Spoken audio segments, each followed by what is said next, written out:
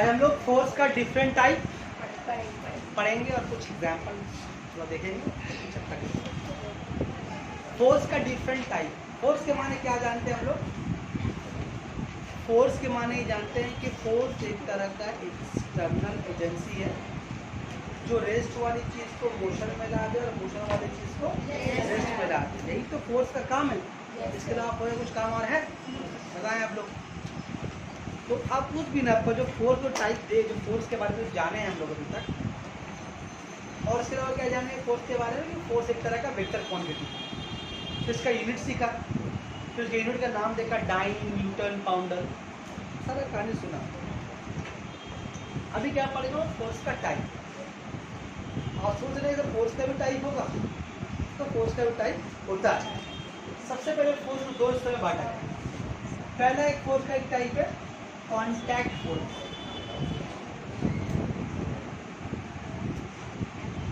Contact force. दूसरा फिर है आपका नॉन कॉन्टैक्ट फोर्स। हम भी पढ़ाएंगे, पिछले क्लास में बोल दिया था। तो कॉन्टैक्ट फोर्स और नॉन कॉन्टैक्ट फोर्स का मतलब क्या होता है?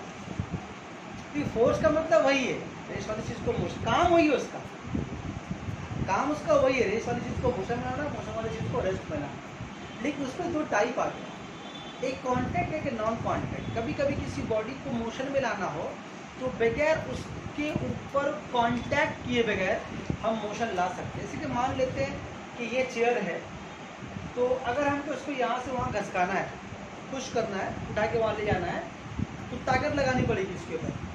तो ताकत को लगाने के लिए आपको छूना पड़ेगा उसको। क्या ख्याल है? Yes sir. अभी अगर आप बाहर जाएंगे आप, तो बाहर जाने के लिए आपको पहले गेट खोलना होगा। गेट खोलने के लिए आपका कुछ ताकत खर्च होगा।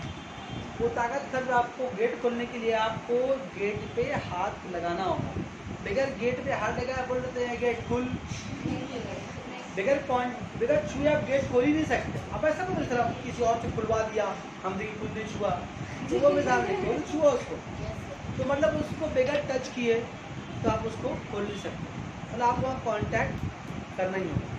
इस तरह का कई सारा मिसाल है फोर्स का। ऐसे फोर्स को बोलते हैं हम लोग कॉन्टैक्ट फोर्स। जैसे फ्रिक्शन फोर्स के बारे में क्या बताया था कि ये फोर्स हमको चलने फिरने में मदद करती है। हम जमीन में चल रहे होते हैं तो जिस तरह हम चल रहे होते हैं ये फोर्स हमारे उल्टे काम कर रही होती है, ठीक तो। और ये फोर्स जब तक हम मोशन में, तब तक ये फोर्स है। और ये फोर्स कब होगा? जब हम जमीन से कांटेक्ट में रहेंगे। कोई ऐसा बंदा यहाँ पर है जो जमीन से ऊपर हवा में चल पाए? नहीं, क्योंकि हवा में कांटेक्ट, हवा में वो तुम्हारा फ्रिक्शन फोर्स नहीं, वो कहाँ? जमीन में। मेरी बात समझ में आ रही है? और हमारा पैर को जमीन से टच करना हो तो मतलब ये भी कैसा फोर्स है? कॉन्टैक्ट फोर्स है। उसके अलावा जो भी आपको गेट का जो मिसाल दिया, तो कभी हम लोग उसको खींचते हैं, कभी उसको हम लोग धक्का देते हैं, है ना? वो कैसे बंद करते हैं ना, कभी कभी हम लोग खोलते हैं, कभी कभी उस तरह करके भी खोला जाता है, ठीक है, इस तरह करके भी खोला जाता है। दोनों ही फोर्स है, वहाँ भी धक्का दे रहे हैं और यहाँ भी आप ताकत लगा रहे हो, वहाँ भी आप ताकत खर्च कर रहे हो। लेकिन दोनों ही केस में क्या करना पड़ रहा आपको ताकत खर्च करना पड़ा। ताकत खर्च करने के लिए कर रहे हैं, आप उसको टच कर रहे हैं, तो ये कैसा फोर्स है? कॉन्टैक्ट फोर्स है। तो ये कुछ ऐसा, बहुत सारा ऐसा फोर्स है कॉन्टैक्ट है, कुछ फोर्स ऐसा है जो कि कॉन्टैक्ट में नहीं है, नॉन कॉन्टैक्ट फोर्स। जैसे कि मिसाल के तौर पर आप जैसे ये वाला एक पेन है, ये एक पेन है, ये पेन हम छोड़ेंगे तो पेन कहाँ गिरेगा? ये ज़मीन पर। ज़मीन पर क्यों गिरा? ये ज़मीन एक ताकत इसको टानी अपनी तरफ। ज़मीन का एक कायनाती कशिश, एक ग्रेविटेशनल फोर्स है, इस ताकत से ज़मीन किसी भी चीज़ को अपने मरकज़ की तरफ, अपने सेंटर की तरफ खींचती है, अपने सेंटर की तरफ खींचती है। लेकिन इसको खींचने के लिए ज़मीन जो है हाथ बाहर नहीं आ रहा है और बाहर आके पेन को टान ले रहा है। आपको कुछ दिखाई नहीं देगा, लेकिन पेन चलेगा नीचे। ये भाई तो यहाँ पर क्या हो, पेन तो गया नीचे, फोर्स के बिना ही तो नीचे गया। अगर जमीन का फोर्स नहीं होता तो पेन हवा में लटका ही हुआ रहता, लेकिन जमीन खींची उसको, लेकिन कोई कॉन्टैक्ट आपको दिखाई नहीं देगा, दिखाई दे रहा। तो ये कैसा फोर्स को?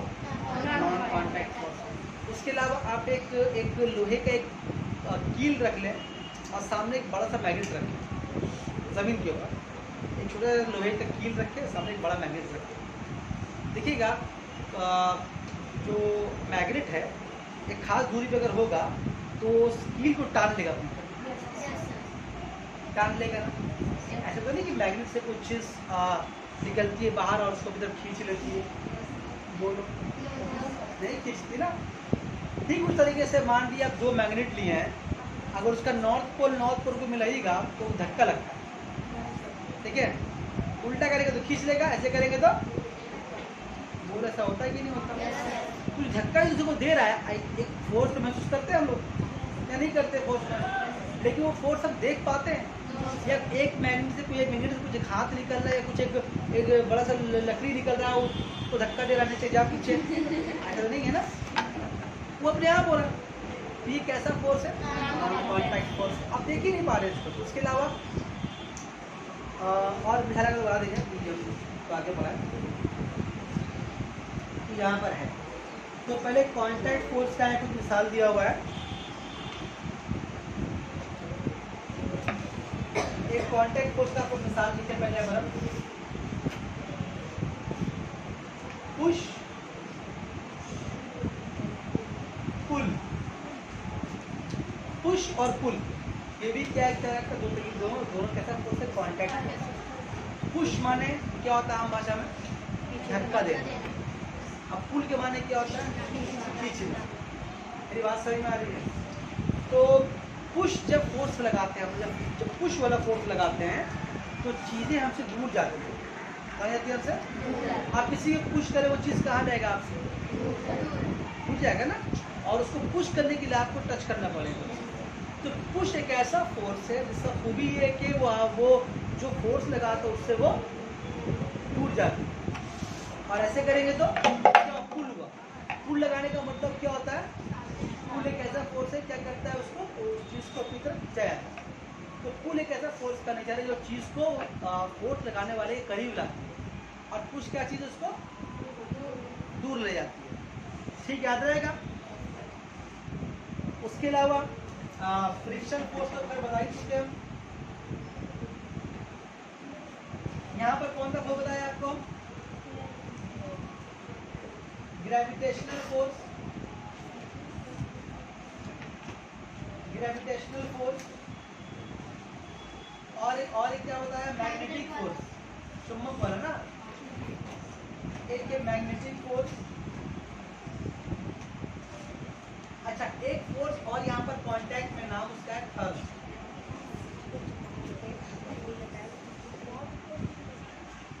थर्स्ट भी कैसा फोर्स है?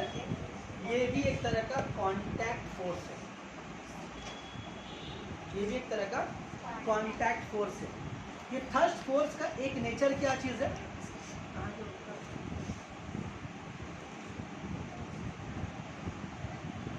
यहाँ पर ठीक से लिखा हुआ है, बता दें। थर्स्ट कैसा फोर्स है?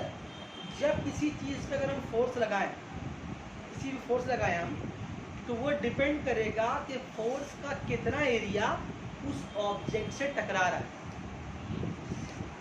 उस ऑब्जेक्ट से टकरा रहा है, जितना ज़्यादा एरिया टकराएगा उतना ज़्यादा थर्स्ट पैदा होगा, और जितना कम एरिया टकराएगा उतना कम थर्स्ट पैदा होगा। नहीं समझ में आ रही? ये समझ में आए? मान लीजिए कैसे समझाया आपको? मान लीजिए ये मेरा एक हाथ है, ठीक है, एक हाथ है, ये एक पंजा है। इस पंजे से हम, इस पंजे का मेरा एक एरिया है, इस पंजे से एक झापड़ हम खींच के तस्लीमा को मारें, ठीक है, चोट लगेगा।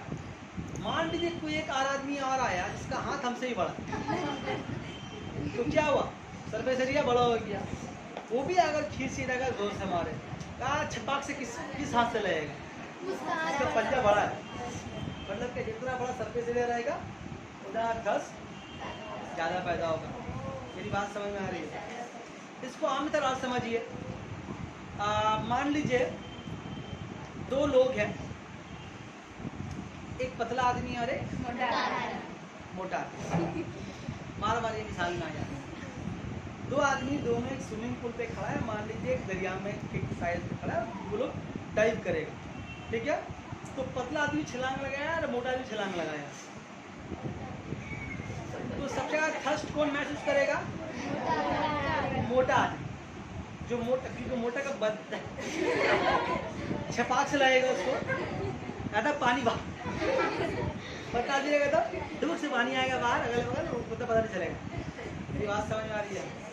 जितना ज़्यादा सरफेस एरिया होगा, बोलो ना भाई, याद रहेगा।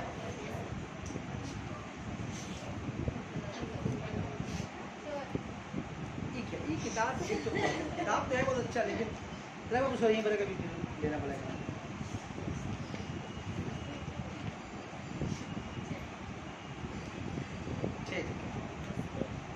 और कौन सा फोर्स और कौन सा फोर्स पुश हो गया, पुल बता दिया।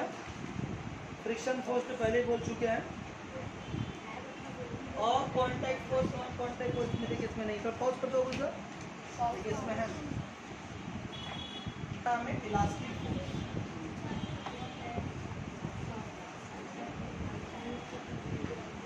इलास्टिक फोर्स किसको बोलते हैं? सुनिए, इसको एक हम मिसाल करते हैं।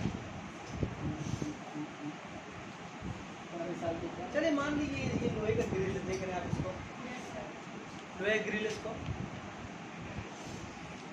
आपको हम देखो टेढ़ा कर तोड़िए, एक वो दे और एक लकड़ी दे बोला, और ये लकड़ी भी दे, तो इसको टेढ़ा कर तोड़ दो, ताकत दोनों में लगेगा, ठीक है। ज्यादा ताकत कहाँ लगेगा? शू ताकत उसमें लगेगा। ये जवाब तो आम आदमी दे सकता है, बाहर जो पान दुकान में बैठ के पान खाए वो भी दे सकता है कि वो हार्ड है ना। हम छोटे मोटे तो बांस उसका बदली, ठीक है। चलो काम उसका माया है ना, इसको मोटा तो बांस दे दे लकड़ी आज को, मतलब बड़ा क्या बोलते हैं उसको, दाव से ले काटो तब भी बांस पहले कट जाएगा, वो नहीं करते। क्यों ऐसा? ताकत ज्यादा किस पे लगेगा? क्यों? देखिए, जब हम लोग किसी पे ताकत लगा रहे होते हैं तो हम क्या करना चाहते हैं? उसके हालात को चेंज करना चाहते हैं, ठीक है ना। हम लोग क्या पढ़ा अब तक, और हर कोई चाहता है कि मेरा हालत ना बदले। अगर हम गेम खेल रहे हैं तो कोई डिस्टर्ब ना करें, हम गेम खेलते ही रहे। जब कोई बैरूनी कुवत मुझे गेम ना खेलने में मजबूर ना करें, ठीक है। ऐसे ही है ना जी, जो मन कर रहा है करते, मतलब ऐसे। तो ये जो लोहे को जब टेढ़ा करना चाहेंगे तो लोहा भी चाहेगा हम ना टूटे। मेरे ताकत लगाना इस बात की तरफ इशारा कर रहा है कि वो अपनी हालत को बदलना नहीं चाह रहा है, और लकड़ी भी अपनी हालत को बदलना नहीं चाह रहा है, लेकिन इसके मुकाबले में ये कमज़ोर है, ठीक। ये जितना फोर्स अप्लाई कर रहे हैं इसके ऊपर, इसका एक लिमिट है, इसका एक लिमिट है। इतना फोर्स दिए नहीं टूटा, और दिए नहीं टूटा, और दिए, ये क्या कर लकड़ी को बर्दाश्त करना मेरे फोर्स को, और कर रहे और आप नहीं करेंगे इसको मोड़ते जाएंगे, ये थोड़ा मोड़ता जाएगा, लेकिन इसका अपना एक लिमिट है। लिमिट है कि नहीं? ये लिमिट उसको क्रॉस कर देंगे तो क्या होगा? लाख से 20 से टूट जाएगा। मेरी बात समझ में आ रही है? इसका मतलब इसका जो फोर्स को बर्दाश्त करने का जो लिमिट है वो कम है, ठीक। और वही लोहे को हम टेढ़ा करना चाहेंगे, उसका लिमिट बहुत ज़्यादा है, वो बहुत फोर्स को बर्दाश्त कर सकता है। उतना फोर्स मेरे पास नहीं है। हाँ, मेरे पास इतना फोर्स अगर आ जाए तो हम उसको भी तोड़ सकते हैं, यानी उसका एक लिमिट है। उस लिमिट को बोलते हैं इलास्टिक लिमिट। क्या बोलते हैं? हर एक बॉडी का इलास्टिक लिमिट होता है। अगर आप उस बॉडी को उसके इलास्टिक लिमिट को क्रॉस कर दीजिएगा तो वो इतनी बात समझ में किसी भी चीज़ का, सॉलिड चीज़ का, किसी भी आपका नॉर्मल चीज़ का, सबका एक इलास्टिक लिमिट होता है। मिसाल के तौर पर देखो ये एक रबर, ठीक है।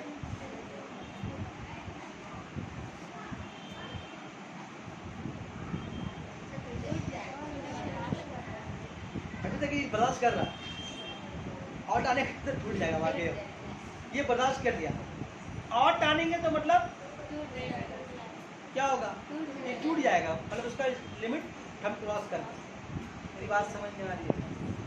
तो इसको ये जो अपना हालत को बदलना नहीं चाह रहा, देखो उसको हम जब छोड़े ना, अब देखो उसी हालत में चला है, हम लोग तो ताकत लगा दिए ना, ताकत लगाए इसको हालत चेंज कर दिए, तो हमने छोड़ दिया इसको, वापस क्यों चला गया, वापस तो नहीं भेजा इसको, और भेजा इसको। ये जो लकड़ी है इसका हम ऐसे की है, टेढ़ा हुआ छोड़ देंगे, सीधा जाएगा। क्यों? ये अपनी हालत को चेंज भी नहीं करना चाह रहा, जैसी फोर्स को हम हटा ले रहे हैं, रिमूव कर ले रहे हैं, ये वापस अपने पहले वाली हालत में आ जा रहा है। मेरी बात समझ में आ रही है? तो ये अपने हालत में कैसे आ रहा है, यानी इसके अंदर वापस आ जाने का ताकत अपनी हालत में है। इसी फोर्स को हम बोलते हैं इलास्टिक फोर्स, जो हर बॉडी के अंदर में है। हम सोचते हैं हम ताकत लगा रहे हैं, हम ताकत नहीं लगा रहे, मतलब वो ताकत हम लगा रहे हैं, लेकिन हम उसको ब्रेक कैसे कर पाएंगे, तोड़ कैसे पाएंगे, जब हम उसका एक इलास्टिक लिमिट, उसका जो फोर्स है लिमिट है, अगर हम उसे क्रॉस करें तो हम तोड़ पाएंगे, अगर नहीं क्रॉस कर पाए तो नहीं तोड़ पाएंगे। बात समझ में आ रही है? हर बॉडी, चाहे वो रबर हो, प्लास्टिक हो, एक लकड़ी हो, एक लोहा हो, एल्युमिनियम हो, पीतल हो, सबका पर एक इलास्टिक लिमिट होता है, उस लिमिट को क्रॉस करेंगे तो उसी इलास्टिक लिमिट को बोलते हैं हम लोग इलास्टिक फोर्स। ठीक, ये इलास्टिक फोर्स का खूबी क्या होता है कि किसी बॉडी के इलास्टिक फोर्स का खूबी का मतलब ये होता है कि वो अपनी हालत को बदलना नहीं चाहता। अगर आप बहुत ताकत लगाकर उसके हालत को थोड़ा बहुत बदल भी दें, तो जैसे ही फोर्स को उड़ाएंगे आप, अभी चेयर को ताकत लाएगा तो वहाँ भेज दें, ताकत हटा दिया, चेयर को क्या चला आएगा, नहीं ना आएगा। तो अलग अलग फोर्स अलग अलग खूबी है ना, समझे?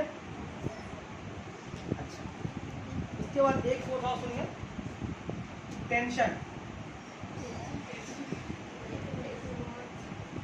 टेंशन बोले ये फोर्स है, वो टेंशन भी दिमाग में आता है, जिसमें अम्मी हर टाइम रहती है टेंशन में, है ना? वो वाला टेंशन नहीं, घर में जो बड़ी बहन वाली टेंशन में रहती है हमेशा, कुछ नहीं कर रही, पढ़ाई नहीं कर रही, कुछ नहीं है, क्या कर रही, बैठ बैठ टीवी देख रही है, वो टेंशन नहीं। टेंशन मतलब क्या होता है, यहाँ पर तो चीज़ है नहीं मेरे पास, हम दिखाते हैं आपको। एक इमेजिन करते हैं, ठीक है, हम लोग एक लंबा सा एक रस्सी लेते हैं, या एक मान लीजिए एक चाइनीज मांझा ले लिया, अरे सूता एक बड़ा धार सा, जिससे पतंग उड़ाते हैं, ले लिया, हाँ मांझा, ठीक है, मंझा जो, ठीक है, और उसके नीचे में एक बड़ा भारी पत्थर या भारी बॉल बांध दिया। तो आप देखिएगा जब उसको भी छोड़ देगा, एक हाथ से पकड़ कर रखेगा, नीचे में क्या पत्थर बंधा हुआ है, तो उस तार के अंदर, उस सूते के अंदर एक टेंशन, एक टाइटनेसपन होता है, और वही होते ही ना आप एक और लीजिए, वहाँ को नीचे कुछ बांध के मत रहे, वो ऐसे रहेगा, अव्वल ऐसे रहेगा, है ना, जब टन के रहेगा। नहीं बात समझ में आ रही है? ठीक, तो वो जो फोर्स आप फील करते हो उस वक्त, वो टेंशन फोर्स होता है, वो काम करता है न्यूटन के थर्ड लॉ के बिना।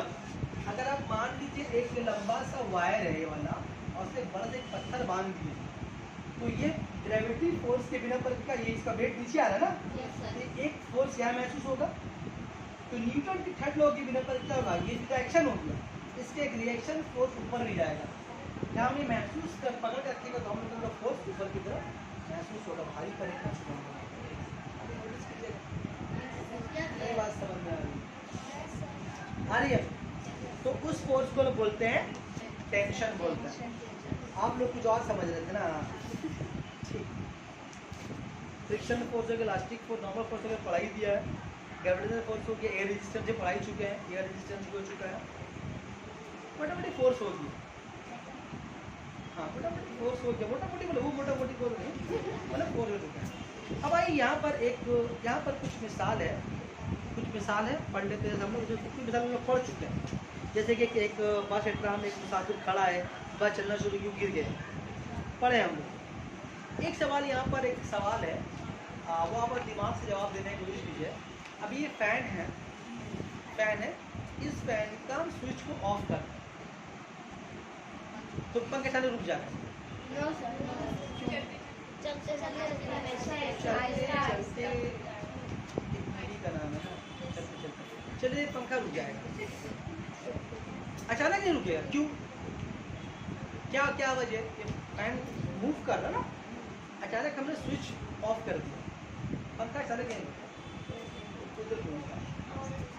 तो क्या चीज़ है? किताब बंद कर दो, बुक देख के बोल रही है पगली लड़की लोग। ये इनर्शिया के पीछे क्या राज है? Inertia of motion. पंखा घूम रही थी, पंखा का ब्लेड्स घूम रहा था, स्विच ऑफ कर दिया, फिर भी वो घूम रहा। क्यों? हम लोग जानते हैं कि जो चीज़ मोशन में वो चाहता है कि हम मोशन मेरे अपने हाथ को बदलना नहीं चाहता। तो इनर्शिया और मोशन के बिना पर पंखा ये घूमता रहता है, घूमता रहता है, घूमता रहता है। लेकिन आप भी सोचिएगा न्यूटन का फर्स्ट लॉ के मुताबिक कि पंखा को रुका क्यों, चलते रहना चाहिए था। क्योंकि फर्स्ट लॉ में क्या बोला गया? जब तक कोई बैरोनी कुव्वत उसे उसकी हालत को रोकने पर मजबूर ना कर दे तब तक वो नहीं रुकेगा। फिर पंखा घूम रहा है, कोई डंडा देकर रोकता है उसको, ऐसे अच्छा हाथ देकर रोकता है तो रुक जा, अगले ही लोग जो रोकेगा फिर।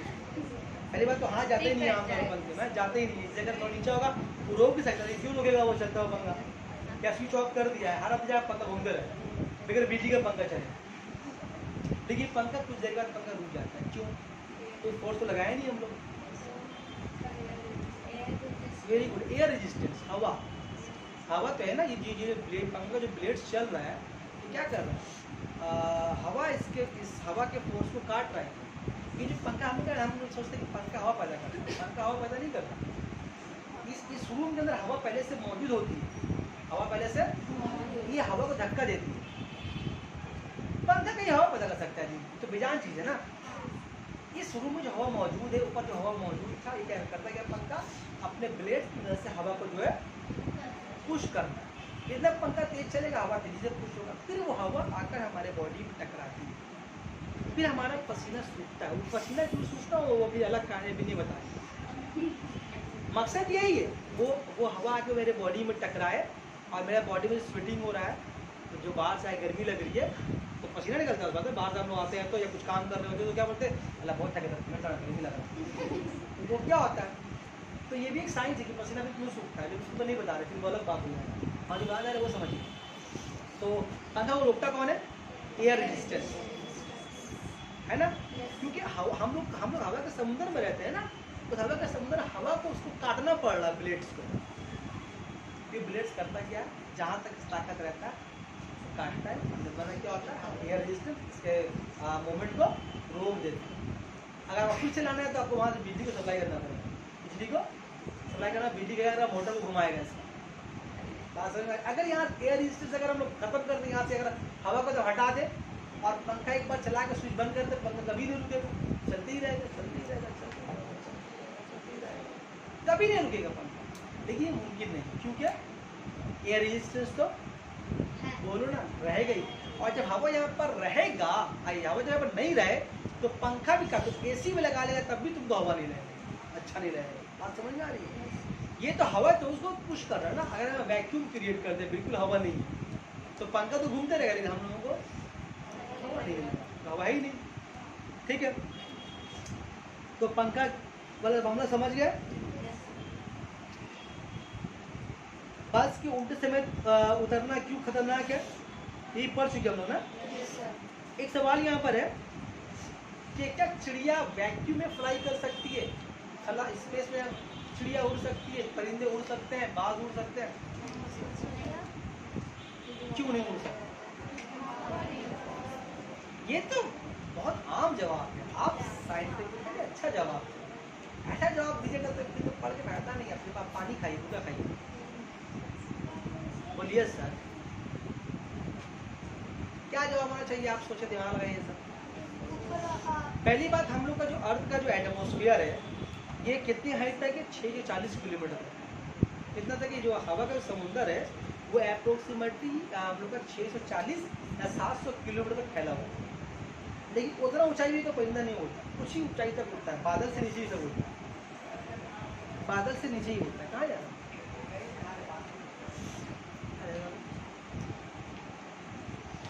तो आप हमको ये बताएं कि यहाँ पर क्या वजह है कि चिड़िया जो है स्पेस के एटमॉस्फेयर के बाहर उड़ नहीं पाएगी, एटमॉस्फेयर के बाहर। उसके पीछे वही याद है कि लास्ट क्लास आपको बताया था कि जब चिड़िया उड़ रही होती है तो वो न्यूटन के थर्ड लॉ के बिना पर उड़ रही है। वो उड़ने से पहले अपने पंख को फैलाती है, उसके पंख के अंदर बहुत सारा हवा आ जाता है उस हवा को वो जोर से धक्का मारती है नीचे की तरफ, तो क्या होता है उसका एक्शन होता है। फिर हवा करती है क्या, जमीन टकराती है, जमीन बोलती है अच्छा आपको धक्का मारा, जमीन करती है उसी रिएक्शन से वो धक्का मारती वापस परिंदे के पंख।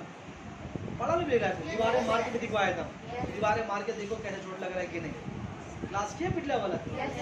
तो उसी बिना पर परिंदा उड़ जाता है। अब अगर परिंदे अगर पंख फैला दे और उसके पास हवा ना हो और पंख हिलाती रहे तो हवा टकराएगी नहीं जमीन पे, एक्शन होगा ही नहीं, तो रिएक्शन होगा ही नहीं। इसीलिए अब वैक्यूम में जो खला में क्या स्पेस में एटमॉस्फेयर के बाहर क्या है, वैक्यूम है, वहाँ हवा मौजूद नहीं है।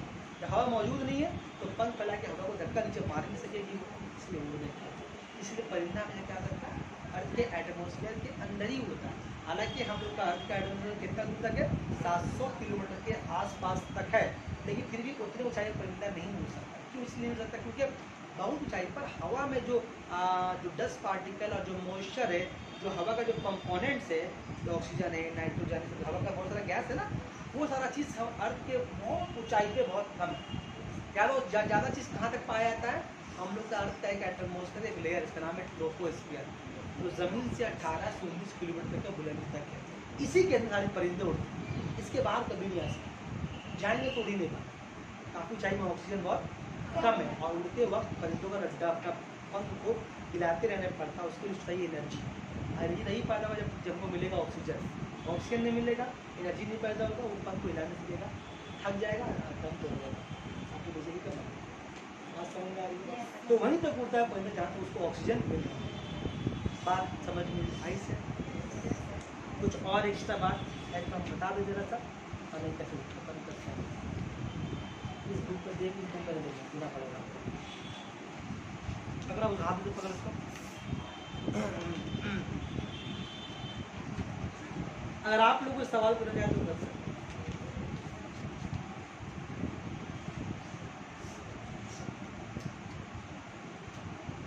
रॉकेट वाला पढ़ा दिया, रॉकेट वाला। अच्छा एक आपको एक एग्जाम्पल बता रहे हैं, तो एक स्टेटमेंट बता रहे हैं, आप बोलेगा यहाँ पर क्या आखिर हुआ क्या। बहुत दफ़ा ऐसा देखा गया है, मान एक बड़ा कंटेनर देखे है ना, सिग्नल में ट्रक चलता है, लंबा सा एक प्लेटफॉर्म होता है, उसके ऊपर से कंटेनर रखा रहता है, उसके ऊपर बहुत सारा सामान होता है। मान लीजिए कंटेनर फुल है, एक कंटेनर फुल है, ठीक है, और ड्राइवर उसको चला रहा है, ड्राइवर ट्रक चला रहा है। आप कभी सुनते होंगे कि हाईवे वगैरह में ट्रक वाला किसी का सुनता नहीं, आप सामने आएंगे मार के चला जाएगा। क्यों? उसको शौक मन है इसको मारने का, उसको बोलो नहीं। अच्छा अगर आदमी को अगर आपको दो मामला आ जाए कि आपको खुद को बचना है या दूसरा को बचाना है, तो क्या कीजिएगा जरा? आम आदमी देगा खुद को बचाना। तो जब ड्राइवर लोग जब हाईवे पे गाड़ी चला रहा होता है तो गाड़ी पता है कितने स्पीड चल रहा होता है, 100 किलोमीटर पर आवर की स्पीड से ज़्यादा चलता है। और जो कंटेनर होता है वो मामूली नहीं होता भाई, बहुत भारी होता है।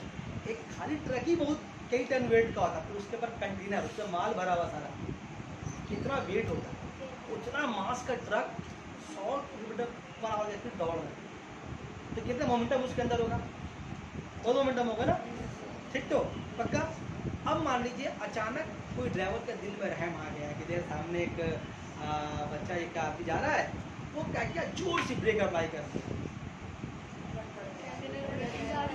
तो क्या होगा, वो पूरा जो कंटेनर होता है, पूरा कंटेनर, मान लीजिए अगर मिसाल देखिए, मान लो अगर ट्रक का सामने ड्राइवर का बैठने का पोर्शन है, तो यहाँ पर पूरा कंटेनर रखा हुआ है, मान लीजिए, ठीक है, तो ये पूरा यहाँ पर भाग आता है, ये तो पूरा चकनाचूर हो जाता है, ड्राइवर चलता जाएगा और ये टूट के यहाँ चला जाएगा, यहाँ गिर जाएगा बाहर।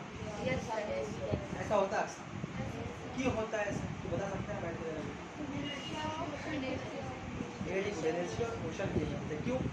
जैसे ही ड्राइवर ब्रेक मारा, सारा ट्रक क्या हुआ, ट्रक का बॉडी एकदम रुक गया, लेकिन कंटेनर कुछ रॉड में फिक्स रहता है, उतना भारी टन का जो कंटेनर है वो चाहता है कि मोशन मिले, तो क्या आता है, लॉक को तोड़ करके वो आगे चला जाता है, और ड्राइवर भी किया, उसका पूरा बस सामने वाले तक चला। इसीलिए कभी भी हाईवे में लोग बोलो ब्रेक नहीं लगाते, आप सामने आइएगा, आ जाएगा 13 बजे। बात समझ में आ गई? एक मिसाल याद है तो बता दिया। इसीलिए कभी जब ट्रक स्पीड से आए ना, कभी भी पार होने का रिस्क मत लो, कभी भी नहीं। कोई बड़ी गाड़ी, ट्रक छोड़ दो, बड़ा गाड़ी लोड होके आ रहा है, टैक्सी आ रही है स्पीड से, तो कभी भी आप देखो ना, कभी कभी टैक्सी वगैरह बैठ के जाओ अगर आप, और अचानक कोई अगर आए जाए, इसलिए ब्रेक मार दिया तो आप आगे की तरफ गिर जाते हो, मुंह में आके लड़ जाता है सीट पे। इसीलिए जो खाली आगे बैठता है उसको सीट बेल्ट लगाने बोला जाता है, सीट बेल्ट लगाइए। क्या लगाने बोला जाता है? इसी इनर्शिया ऑफ मोशन से बचने के लिए। अचानक अगर वो सामने आ जाए, एक्सीडेंट हो जाए और ड्राइवर ब्रेक लगाए, तो आप तो बैठ के आराम से मोबाइल चला रहे हैं, आपको बताया क्या होने वाला, ड्राइवर ना देख रहा, और चलाए आराम से, लगा मोबाइल भी किया, सर भी किया, पूरा मुँह चूर हो जाएगा और मर भी सकते हैं। इसीलिए वहाँ पर बेल्ट लगा रहेगा तो आगे जाके फिर वापस चलाएगा, लड़ाई नहीं उसका। तो इनर्शिया ऑफ मोशन को अवॉइड करने के लिए सारा कुछ किया जाता है। और एक मिसाल, प्रैक्टिकल एग्जांपल, कभी आप बोट पे सफर किए, बोट पे, नाव पे, आप देखिएगा जब नाव से जब आप नाव या बोट अब चला के उतरिएगा और ऊपर जब से मान लीजिए कभी गए निकोबार का आप लोग, बोट होता है, एक प्लेटफॉर्म बना, बोट से उतरने का भी चढ़ते प्लेटफॉर्म पे फिर हम आगे चले जाते। आप कभी जब नोटिस कीजिएगा, जब आप बोट से उतर रहे होते हैं तो उतरने के बाद बोट जो है कुछ पीछे खिसक जाता है, कुछ पीछे खिसक नहीं है उसको। अगर उस बात को ध्यान नहीं रखिएगा तो आप अंदर गिर जाइएगा पानी में, तो आपको उतना एक डिस्टेंस लेकर उतरना पड़ता है। वो क्यों होता है? वही तुम्हारे ठंड के बिना, एक्शन और रिएक्शन के बिना। तो जैसे हम लोग जब आगे की तरफ जाते हैं, जब उतरते हैं हम लोग करते हैं क्या, पैर से बोर्ड की तरफ एक धक्का पुश करते हैं, ये एक्शन होता है। वो फोर्स कहाँ लगता है? पानी में लगता है। पानी पे करता है क्या है, वही एक फोर्स आपस बोर्ड को देता है। तो क्या होता है, उतरते हुए अक्सर क्या होता है, उतरते हाथ में ढील मिला जाता है, ऐसा सब क्यों होता है? ठंड होकर बिना पानी होता। बंदूक वाला मिसाल बता चुकी है, बंदूक वाला नहीं बताया पिछले क्लास में। जो जब कोई आदमी बंदूक चलाता है तो हिल जाता है। इसको सुन लो, तो इसको भी सुन लो। जब कोई आदमी गन या कोई चीज करता है, गन चलाया कभी, एक बार चलाया कर, आप चलाए चीजें करती है तो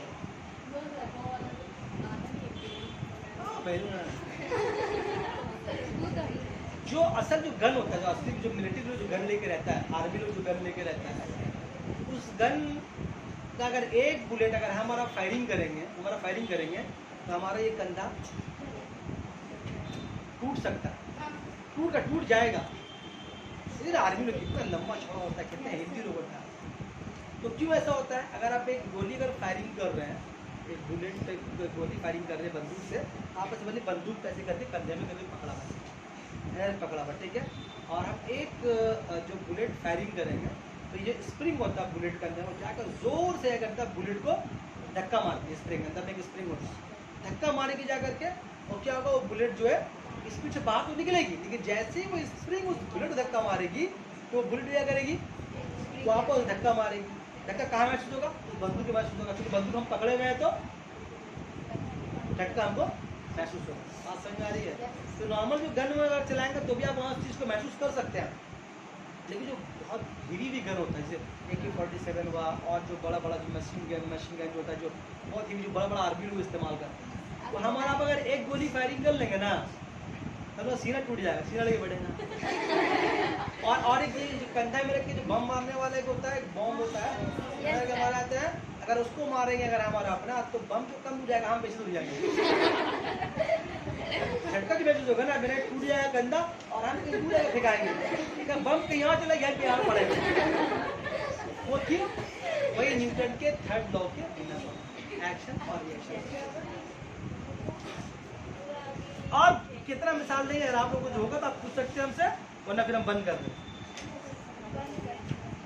दें। अगले दिन ये सारा बात सुनेंगे हम, रिवीजन के तौर पर 2-2 राउंड करके होगा सबसे। लड़का लोग ने 2 राउंड मारे हैं कि लड़का लोग सिर्फ एक ही लड़का 2 लड़का सुनाया, बाकी सब हाथ बढ़ा दिया, ये बहुत गलत बात है।